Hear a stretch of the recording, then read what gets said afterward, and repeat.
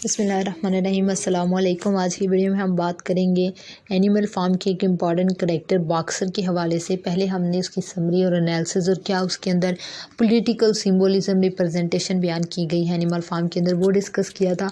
और अब हम इसके करैक्टर्स इंपॉर्टेंट डिस्कस करेंगे, जिनमें बॉक्सर है, जिनमें हम मोसेस को डिस्कस करेंगे, नेपोलियन, स्नोबॉल, ओल्ड मेजर, इन तमाम करैक्टर्स को हम डिस्कस करेंगे जो कि पेपर पॉइंट ऑफ व्यू से मोस्ट इंपॉर्टेंट है। और इसके अलावा हम इसके क्वेश्चंस को भी कवर करने की कोशिश करेंगे ताकि बहुत अच्छे तरीके से हमारे तमाम टॉपिक्स कवर हो जाएं और एनिमल फार्म के ऊपर हमारी पूरी कमांड हासिल हो सके और हम इससे पेपर में जो है वो अच्छे तरीके से कर सकें।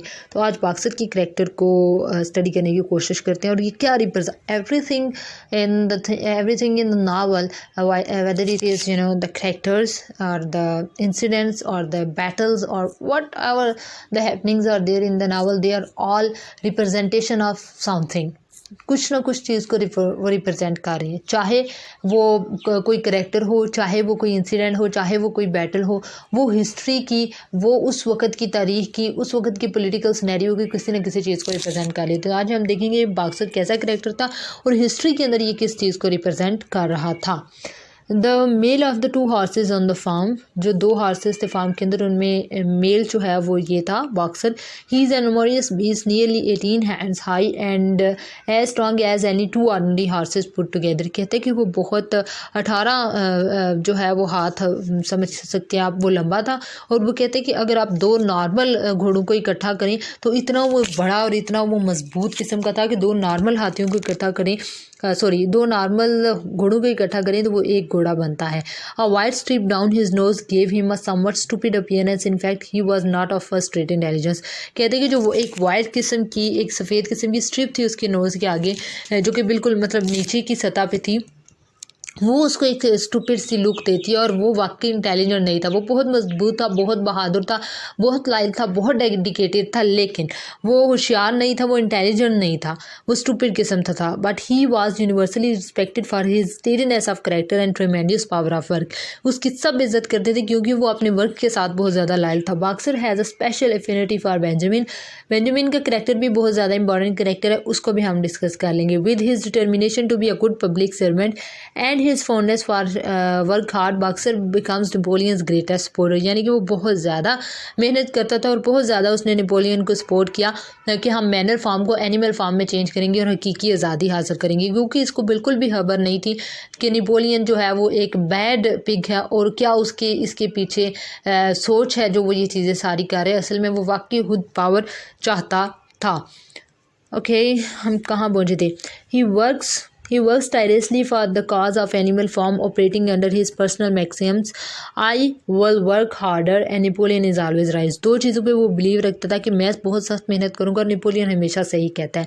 बाद में वो फिर जान गया था कि ये उसका ख्याल गलत है। The only time Boxer doubts propaganda is when Squealer tries to rewrite the story of Snowball's valour at the battle of Cowshed, a treachery for which he is nearly executed. कहते हैं कि लेकिन उसको थोड़ा सा शक हुआ था इस हवाले से, नेपोलियन के हवाले से, कि जब नेपोलियन का जो माउथ पीस है या पब्लिक होल्डर है, पब्लिक स्पीकर होल्डर है स्क्वेलर, उसने जो है वो स्नोबॉल के खिलाफ बातें की और उसके खिलाफ जो है एक जाल बुना, तो उसको थोड़ा सा जो है वो इस हवाले से डाउट होते हैं। But boxer takes back his doubts when he learns that the altered story of the battle is directly from Napoleon। जब उसे पता चलता है कि सब कुछ नेपोलियन की जानिब से है तो वो फिर अपने पिछले मैक्सियम पे चला जाता है कि नेपोलियन हमेशा ठीक होता है। After boxer is injured while defending the farm in the battle of Windmill, Napoleon sent him to slaughtered for profit। अब जो है वो जब जख्मी हो जाता है बैटल ऑफ विंडमिल के ऊपर, जब मतलब बैटल ऑफ विंडमिल के दौरान बॉक्सर ज़ख्मी हो जाता है, तो अब जो है वो नेपोलियन के लिए ज़ाहिर सी बात है वो किसी काम का नहीं दिया।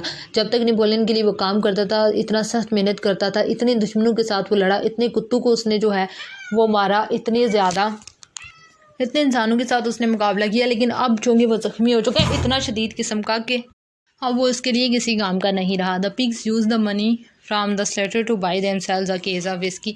अब चूँकि वो उसके किसी काम के लिए नहीं रहे तो वो उसको यूज़ करते हुए शराब पीते हैं और उससे जो है वो बेनिफिट हासिल करने की कोशिश करते हैं। Boxer is not a aggressive despite his name.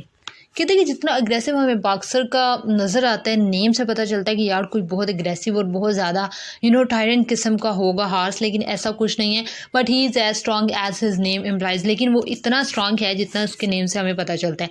In this way boxer is a painfully ironic character. He is strong enough to kill another animal, even a human, with a single blow from his hoof, and dogs cannot manage to overpower him in the chapter 7. हाँ, वो कहते हैं कि ये एक organic character है, वो इतना ज़्यादा सर्व करता है, चाहे वो एनिमल फार्म बनने के लिए हो, चाहे वो बैटल ऑफ विंडमिल हो, चाहे वो बैटल ऑफ कोशेड हो, वो इंसानों के साथ भी मुकाबला करता है। वो चैप्टर 7 के अंदर हम देखेंगे कि वो डॉग्स के साथ भी जो है वो मुकाबला करता है, लेकिन आखिर पे उसको सर्व नहीं किया जाता। तो कौन है ऐसा जो, और फिर वो ये भी कहते हैं कि नेपोलियन इज़ ऑलवेज राइट, और फिर वो ये भी कहते हैं कि I work hard till I die. तो वो कहते हैं कि इतना ज़्यादा वो डिटर्मिन्ड है, इतना ज़्यादा वो सर्व करने वाला है, इतना ज़्यादा वो फर्म बिलीव रखने वाला है ऐसे बंदे पे, ऐसे पिग पे जो कि गवर्नमेंट चला रहा है नेपोलियन पे, और आखिर में उसको कुछ दिया भी नहीं जाता, आखिर में उसको कुछ रिकग्नाइज भी नहीं किया जाता कि इसने इतनी मेहनत की है। तो वो कहते हैं कि still Boxer lacks the intelligence and nerve to sense that he is being used. कहते हैं और अभी भी उसको समझ नहीं आ रही कि जो है उसकी इंटेलिजेंस नहीं है और उसको यूज़ किया जा रहा है, और उसको जो है इस चीज़ की समझ भी उसको नहीं आ रही है। बॉक्सर रिप्रेजेंट्स द पीजेंट और the working class affection of humanity with the great combined strength enough to overthrow a manipulative government but which is uneducated enough to take propaganda to heart and believe unconditionally in the government's cause. अब वो कहता है कि ये represent किस चीज़ को कर रहा है बॉक्सर, वो रिप्रेजेंट कर रहा है वर्किंग क्लास को, पीजेंट्स को, उन लोगों को जिनके अंदर इतनी स्ट्रेंथ होती है कि वो इकट्ठे हो जाएं तो कुछ भी कर सके। वो इस मैनिपुलेटिव गवर्नमेंट को भी उठा के बाहर फेंक सकते हैं, लेकिन वो अनएजुकेटेड है, वो ये प्रोपेगेंडा समझ नहीं सकते जो गवर्नमेंट कर रही है। वो ये समझ ही नहीं पाया बॉक्सर के नेपोलियन जो है वो क्या प्रोपेगेंडा कर रहा है, और असल में वो इक्वलिटी के नाम पे पिग्स की जो है वो सुपीरियरिटी चाह रहा है, या उनकी जमात की सुपीरियरिटी चाह रहा है, और बाकी लोगों को, बाकी जानवरों को जो है वो नीचा दिखा रहा है। तो जो आवाम होती है वो भी ये समझ नहीं पाई थी जब ये कम्युनिस्ट मैनिफेस्टो आया था कि ये इक्वलिटी के लिए वो लड़े, उन्होंने इक्वलिटी के लिए जंगें लड़ी और अपना सब कुछ सर्व किया, लेकिन फिर भी वो स्टैलिन की इस पॉलिसीज़ को हिस्ट्री के अंदर समझ नहीं पाए थे कि उसने जो है वो असल में जो तमाम वर्किंग क्लास थी उसको यूज़ किया, और वो प्रोपेगेंडास को समझ नहीं पाए। और जहाँ भी आज हम देखते हैं, जहाँ भी कम्युनिज़म है या कोई भी तर्ज हुकूमत है, जो आम आवाम होती है वो नहीं समझ पाती कि क्या प्रोपेगेंडास होते हैं, सियासी पार्टियों पे कैंपेन प्रोमिसेस होते हैं, बाद में उसको भूल जाते हैं।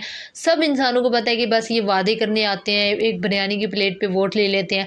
तो ये सारी चीज़ें जो है वो नहीं समझ पाती आवाम, जो या फिर इस्टेब्लिशमेंट की जानिब से गवर्नमेंट्स आती हैं, या फिर अब जो है वो जो थर्ड वर्ल्ड कंट्रीज़ हैं या सेकेंड वर्ल्ड कंट्रीज़ हैं, वहाँ पर IMF और अमेरिका और सुपर पावर, उनकी कितनी जो है इन्वॉल्वमेंट होती है वहाँ पर गवर्नमेंट्स आने और जाने में। ये सारी चीज़ें जो है वो प्रोपेगेंडाज और तमाम वर्ड जो मैनिफेस्टो है उसको देखते हुए चीज़ें की जाती हैं। तो आम आवाम जो है वो बहुत अनएजुकेटेड रही है इस हवाले से, और उनको नहीं समझ आ पाई कि क्या ये मैनिपुलेटिव गवर्नमेंट्स करती हैं और क्या इनकी जो है वो चीज़ें। हालांकि पावर सारी आवाम की है, लेकिन अगर आवाम को समझ आए तो तब है ना। तो ये जो बॉक्सर है ये इस चीज़ को रिप्रेजेंट कर रहा था एनिमल फार्म के अंदर। तो आई होप कि आपको इसके करैक्टर की भी समझ आ गई होगी और आपको ये भी पता चल गया होगा कि किस चीज़ को रिप्रेजेंट कर रहे हैं। इंशाल्लाह नेक्स्ट वीडियो में हम मज़ीद किसी करैक्टर को डिस्कस करेंगे, और वो आप देखने के लिए वीडियो चैनल को सब्सक्राइब कर दें ताकि जैसे ही मैं वीडियो डालूँ आपको नोटिफिकेशन मिल जाए और आप आराम से उसको स्टडी कर सकें। Thank you so much. Pakistan.